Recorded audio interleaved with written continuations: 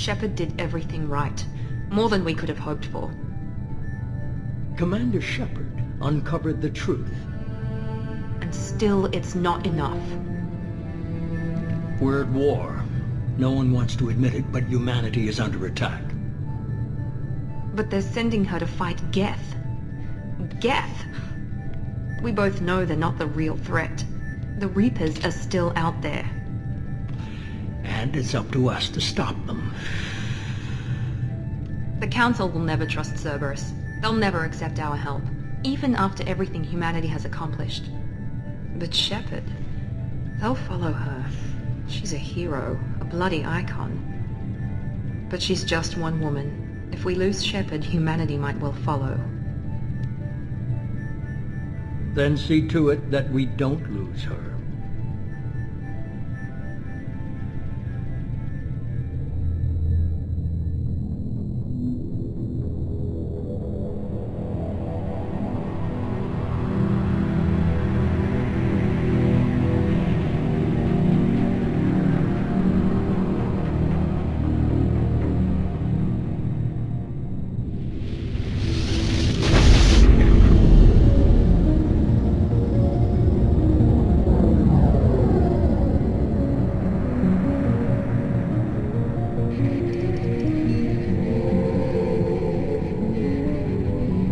Disengaging FTL drives.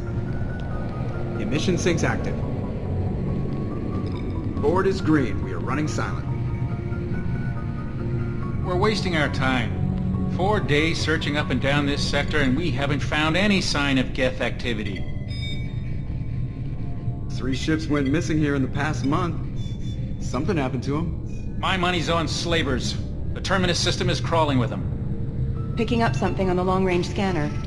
Unidentified vessel.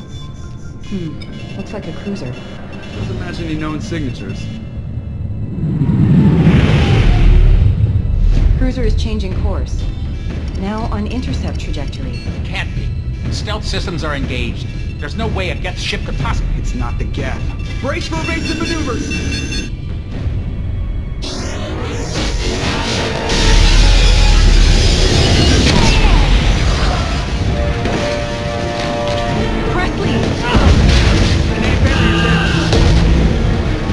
Multiple hull breaches! Weapons offline! Somebody get that fire out!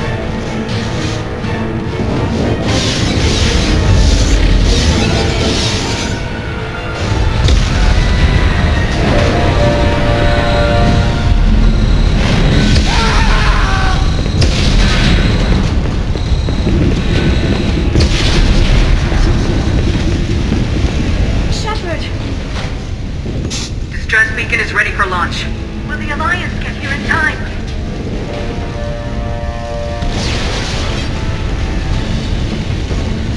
The Alliance won't abandon us.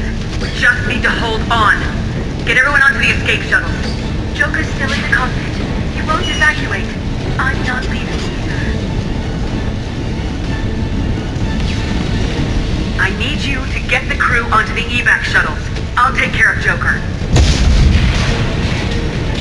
Shepard, we are a go. Now. Aye, aye.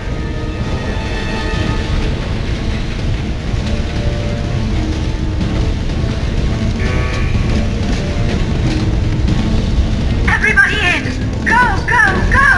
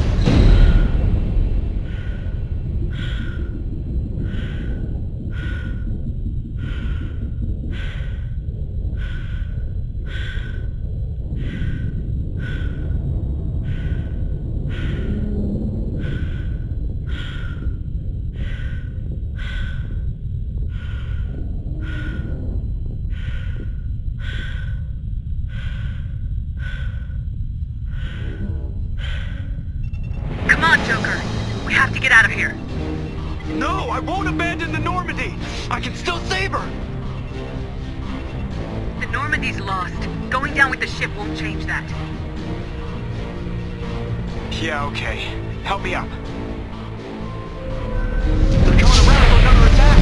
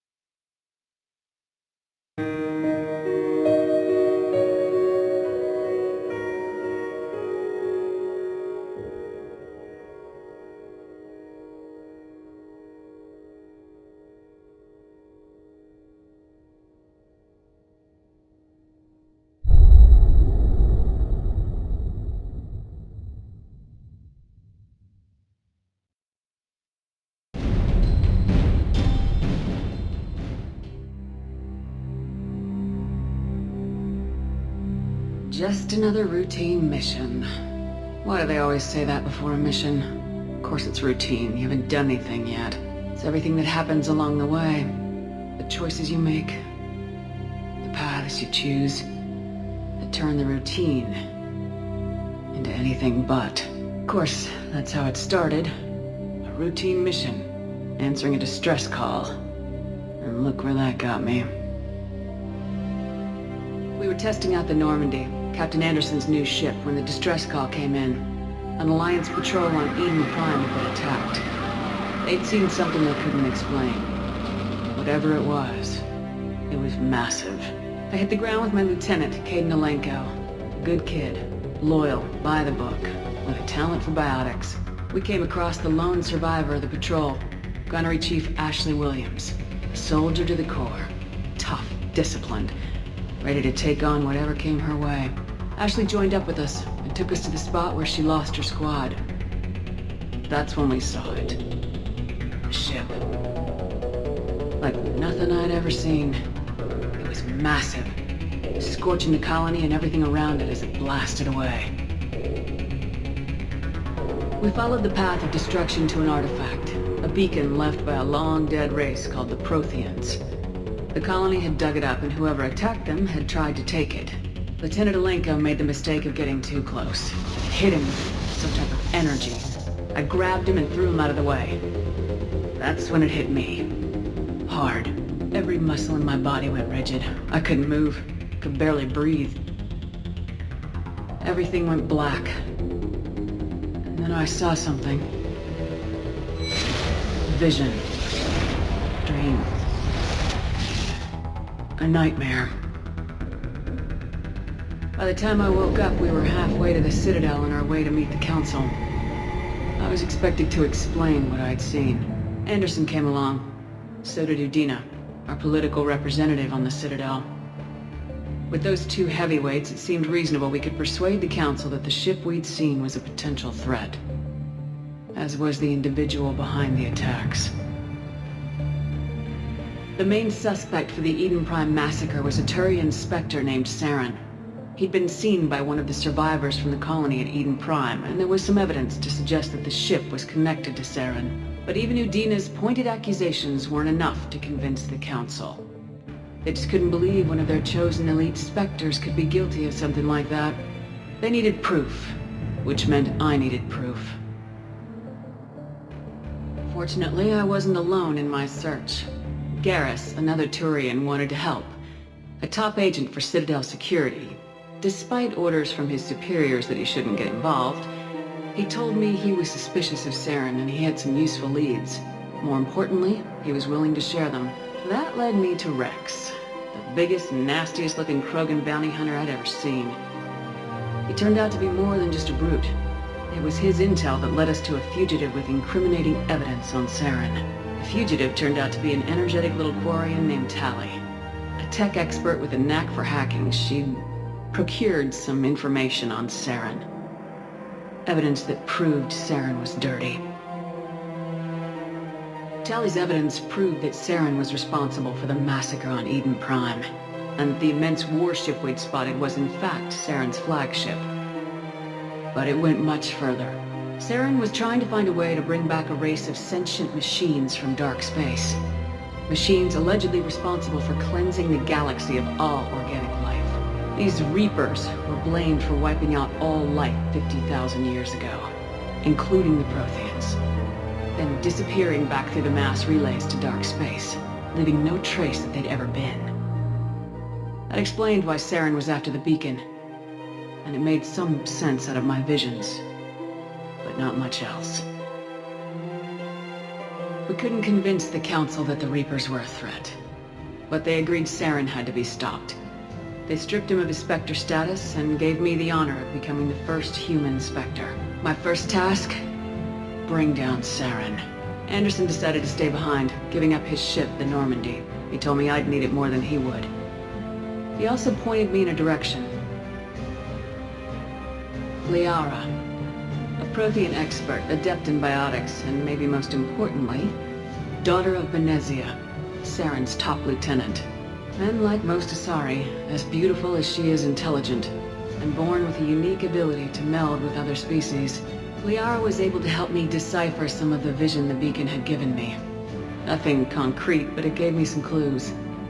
And a new appreciation for the Asari. Her technique for accessing my vision was unexpected, but not at all unpleasant. Kaidan was a little concerned about the connection I shared with Liara. As commander, I knew either relationship had the potential to interfere with the mission.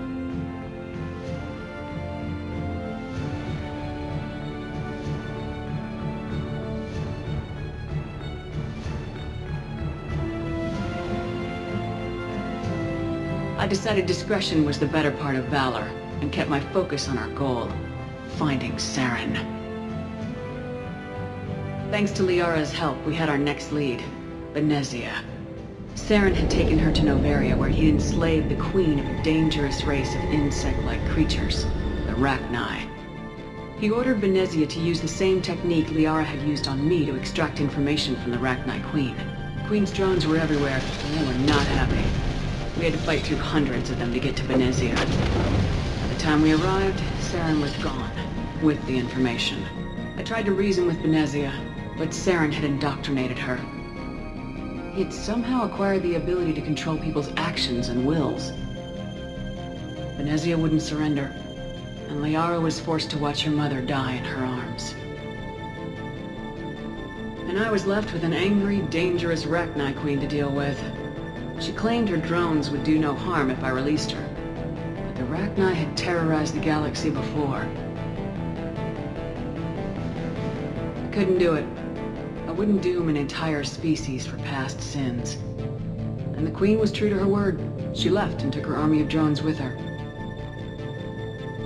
With Saren's top lieutenant dead, he was quickly running out of time and places to hide. I tracked him down at his base on Vermeer. But we soon learned it was more than a base of operations. It was a breeding ground. Saren was breeding an army of Krogan. He'd found a cure for the genophage, a disease inflicted on the Krogan to prevent them from breeding and taking over the galaxy. The Krogan Saren was breeding were slaves, mindless beasts that obeyed Saren's will. I had to destroy the base and all its research. Rex disagreed, violently. Rex wanted the genophage cure for his people. I tried to convince him to help me destroy it, that these Krogan weren't real. but he wouldn't back down. Fortunately, Rex is smarter than he looks. He realized this wasn't the way to help his people, and that Saren was the real threat.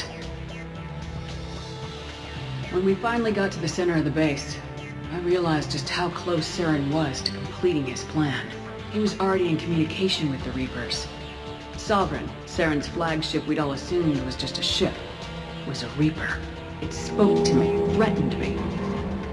I could feel the menace it had for every living thing. It wanted me dead. It wanted us all dead. And I knew it was capable of doing just that. What I couldn't understand was why Saren would help it. But there was no time to think about it. Sovereign knew where we were. We had to destroy the base and get the hell out. I split my team into 2 squads, sending Ash with one and Caden with the other as a distraction. We had a nuke and we planned to use it. Before we could detonate the bomb, Saren showed up. We fought. I stalled him to make time for my team. And in talking to him, I realized the truth. It wasn't Saren who was indoctrinating everyone. It was Sovereign, the Reaper. And Saren was in deeper than all of them. He tried to convince me he was still in control. Said he'd found a way to reduce the Reaper's influence, but he was kidding himself. Or believing the lies Sovereign was telling him. Before I could convince him to stop, he ran, leaving me just seconds to extract my squad mates. I tried, but it wasn't fast enough. I could only save one of them. Caden was a good man and a great soldier. But I had to choose, and I chose Ash. That was the last time Saren would slip away from me. I knew then, the next time we met, one of us would die. With my team mostly intact, we chased Saren and his army to Ilos, a long-lost planet that had once belonged to the Protheans. As we prepared for what we knew would be a desperate fight, I spoke to my crew. We were just one ship, against Saren's growing army. I assured them all that despite the odds, we could defeat him. I'd never tell anyone, but I had my doubts. Leaving Caden behind had hardened my resolve. It revealed a weakness in my defenses. How many more friends and allies would I be willing to sacrifice in order to stop Saren? We arrived on Ilos close behind Saren. Once on the planet, we discovered a Prothean databank that helped me put the final pieces of my vision together. The Reapers had come 50,000 years ago, and every 50,000 years before that, each time purging the galaxy of life. The Protheans had fought and died like every species before them, but a few survived long enough to leave a parting gift. The Protheans had discovered that the Citadel was the key to controlling the mass relays. By sabotaging the Citadel, they found a way to close the relays to dark space, slowing the Reapers' return, giving us the time we needed to find a solution to stop the Reapers once and for all. Saren knew this. He was leading his army to take control of the Citadel and re-establish the relays to dark space, bringing the waiting Reapers here to destroy us all. We followed him to the Citadel. It was intact, but heavily damaged. He'd caught the Council fleets by surprise, and they were only now regrouping. And with Sovereign as his flagship, there was little hope that the fleets could counterattack with enough strength to take back the Citadel. But Saren was done running, and I was done chasing him. As the Alliance and Council fleets battled Saren's army outside the Citadel, I cornered the Turian bastard in the Citadel tower and confronted him. He died believing that the Reapers would save him.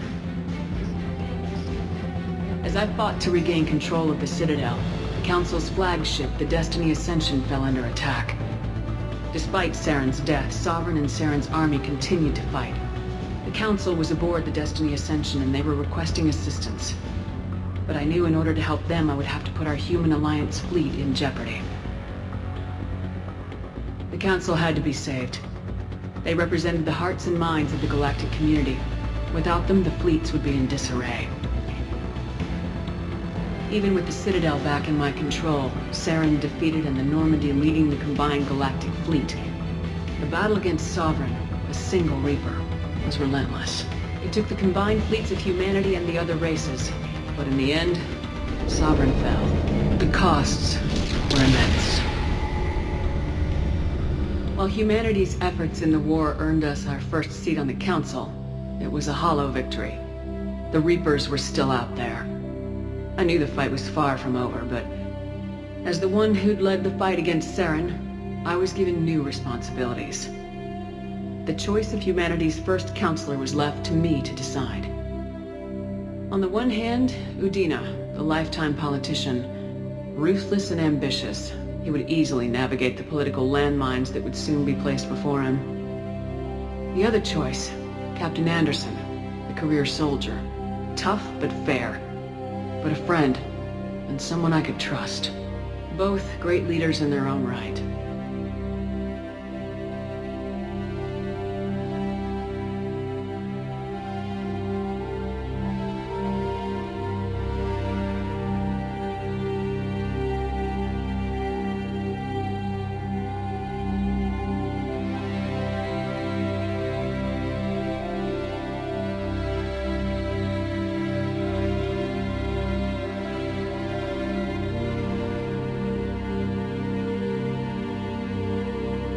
Anderson didn't want the job, which was a sure sign he'd be perfect for it.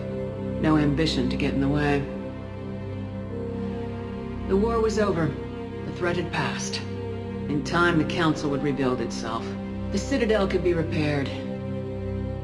Even the pain of lost friends would fade.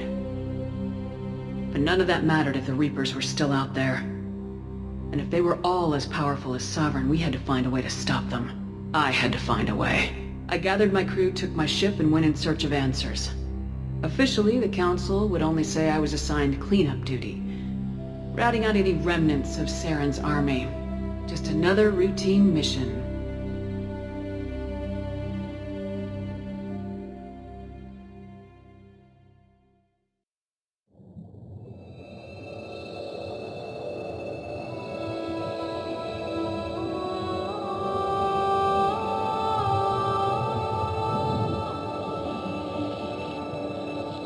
Commander Shepard has been recovered.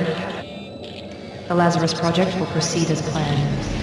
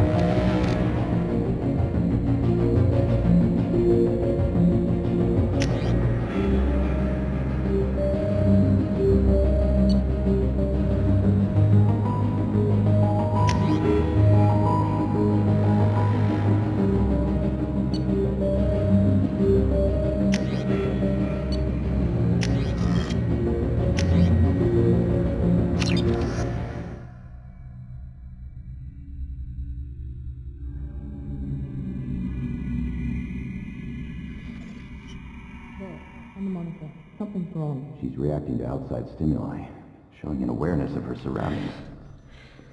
Oh my god, Miranda. I think she's waking up. Damn it, Watson, she's not ready yet. Give her the sedative. Shepard, don't try to move. Just lie still. Try to stay calm. Heart rate's still climbing. Brain activity is off the charts. Scout's pushing into the red zone. It's not working. Another dose. Now. Heart rate dropping. Stats falling back into normal range. That was too close.